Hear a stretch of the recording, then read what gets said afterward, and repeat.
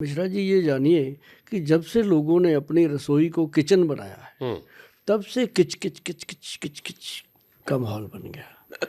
क्योंकि उसमें जब रसोई होती थी ना, जी। उसमें होती थी हमारी दादी माँ, हमारी वाइफ होती थी, मदर होती थी।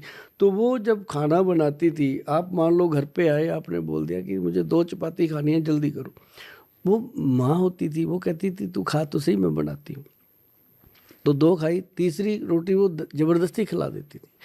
तो अब क्या हो गया, जब से हमने उसको बना दिया किचन, अब उसमें आ गई काम वाली।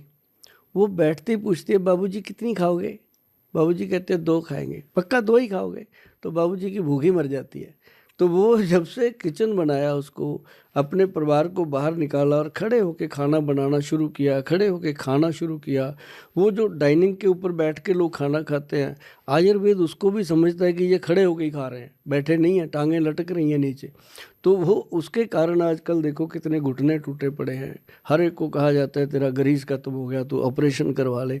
और कितने लोगों को डायबिटीज़ है, कितने लोगों को आप देखते जाइए कि लीवर की, फैटी लीवर की समस्या खड़ी हो गई है कि रसोई को हमने पूरी तरह से बदल दिया। अब मैं आता हूँ, क्योंकि आपने रसोई का जिक्र किया। अक्सर ये माना जाता है घर के नुस्खे जो होते हैं वो आयुर्वेदिक होते हैं। पहले मेरे को बताओ कि जो आदमी है जो एलोपैथी की तरफ है, वो अंग्रेजी दवाई क्यों ना खाए और आपके आयुर्वेदिक की तरफ क्यों जाए?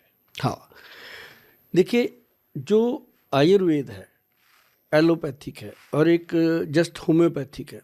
जो होम्योपैथिक है वो अपनी जगह काम करता है, सबकी ज़रूरत है हमें, ये नहीं है कि उसकी ज़रूरत नहीं। अब एलोपैथिक जो है वो इमरजेंसी मेडिसिन में काम करता है। जैसे आयुर्वेद भी बहुत सारी डिजीज़ में इमरजेंसी काम करता है, लेकिन जो एलोपैथिक है वो हमेशा इमरजेंसी, उसका काम है कि बीमारी को दबा देना। और पेशेंट को डायबिटीज़ है, मान लो, उसने टैबलेट दे दी, बीमारी उसको देख के लगता है यार मेरी तो शुगर आ गई नॉर्मल, लेकिन बॉडी के अंदर वो उतना ही सर्वाइव कर रही है। जो आयुर्वेद है ये है रोग को समूल ख़त्म करने के लिए, कंट्रोल करने के लिए। और इसका एक डिफरेंस ये है कि जो एलोपैथिक है वो है अपने रोग को दबाने के लिए, जो आयुर्वेद है वो आपको लंबा जीवन तंदुरुस्त जीने के लिए दिया जाता है। जो लोग बीमार नहीं हैं उनके लिए भी है ये। मतलब यही नहीं है कि बीमारी हो गई तब, ऐसा भी है कि ऐसी दवाइयाँ, औषधियाँ हैं कि बीमार हो ही ना आप। बट आयुर्वेद को लेके कई लोगों का ये मानना है कि बड़ा आउटडेटेड सा सिस्टम है, बड़ा धीरे धीरे काम होता है। होम्योपैथिक गोली जो लोग मीठी होती है लोग स्वाद में खा लेते हैं, एलोपैथी वाली झटपट ठीक कर देती है। आयुर्वेद बड़ा टाइम टेकिंग प्रोसेस है, इसलिए लोग दूर भाग रहे हैं। ऐसा नहीं है, मैं आपको बताता हूँ, आयुर्वेद में बहुत अच्छी अच्छी औषधियाँ होती हैं। अगर कुछ चीज़ें क्रॉनिक हैं, अब जैसे मान लो डायबिटीज़ है, मान लो जॉइंट पेन है, गठिया है, या और कई ऐसी बीमारियां हैं, उसमें थोड़ा ये काम डिले करता है। लेकिन ये ज़रूर है कि एक आयुर्वेद का जो वैद्य होता है वो पेशेंट को बता देता है कि भाई आपको ये दवा 6 महीने तक खानी पड़ेगी। ऐसे ही जो एलोपैथी का होता है वो उसको बताता ही नहीं, वो 10-12 साल खाता रहता है, 20 साल भी खाता रहता है। मेरे पास आते हैं लोग कि सर गोयल साहब मैं 20 ईयर से ये खा रहा हूँ। सही बात है। तो क्या वो फास्ट है कि स्लो है? एक वैद्य जहाँ तक कह रहा है कि मैं आपको 6 महीने में दवाई से छुटकारा दिलवा दूंगा, मेरी भी दवाई छूट जाएगी और 2-3 महीने में आप अपनी एलोपैथी से भी थोड़ा निजात पालोगे। तो उसमें क्या होता है कि लोगों को एक जैसे माइंड सेट नहीं हो गया कि ये स्लो काम करती है। स्लो नहीं करती। आप एक हरड़ ले लो, जो हरड़ होती है उसका ताज़ा फल ले लो। आप हरड़ को ऐसे पकड़ के बैठ जाओ 5 मिनट 10 मिनट, अगर आपने 10 से 12-15 मिनट उसको पकड़ के आप बैठ जाते हो, आप यहाँ से स्मेल लेना, उसकी यहाँ स्मेल आ जाती है बाहर हरड़ की, और आप 15 मिनट के बाद कितनी बड़ी मर्जी मीटिंग में बैठे हो आपको लूज मोशन हो जाएगा, आप भागोगे वहाँ से उठ के। आयुर्वेद को आप स्लो कहते हो। अब किसी को मान लो जाड़ में दर्द हो रहा है रात को, वो कह रहे हैं मर गए भाई कुछ करो, तो उसको सिर्फ लौंग का तेल उसकी जाड़ में कॉटन को लगा के रख दो, 5 मिनट में आदमी आराम से सो जाता है।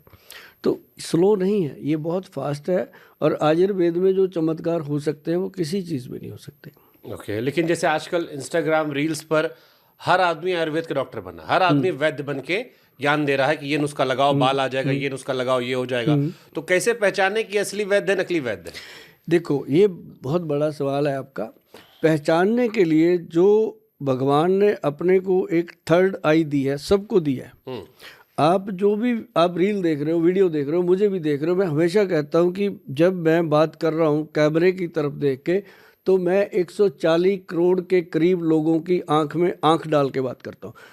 आपको अगर मेरी आंख पहचानने में गलती हो गई ना, तो ये आपकी गलती है, किसी और की नहीं है। भगवान ने सबको इतनी सोच दे रखी आंख है। पहचानने में गलती मतलब? जो बात आप कर रहे हैं उस बात के अंदर कितनी सच्चाई है, वो सामने वाले को फट पता चलती है कि ये कितनी सच्चाई है, क्या हो सकता है। लेकिन एक चीज़ बड़ी है मिश्रा जी, जो आपने सवाल किया है कि लोगों को कैसे पता चले कि ये वैद्य, और ये बहुत ज़रूरी है कि आजकल जो लोग ऑनलाइन कर रहे हैं कि हमें ये दवा भेज दो या मंगा लो या ऑर्डर कर दो, बेहतर होता है कि वैद्य को हमेशा मिल कर के उसको नब्ज़ दिखाओ।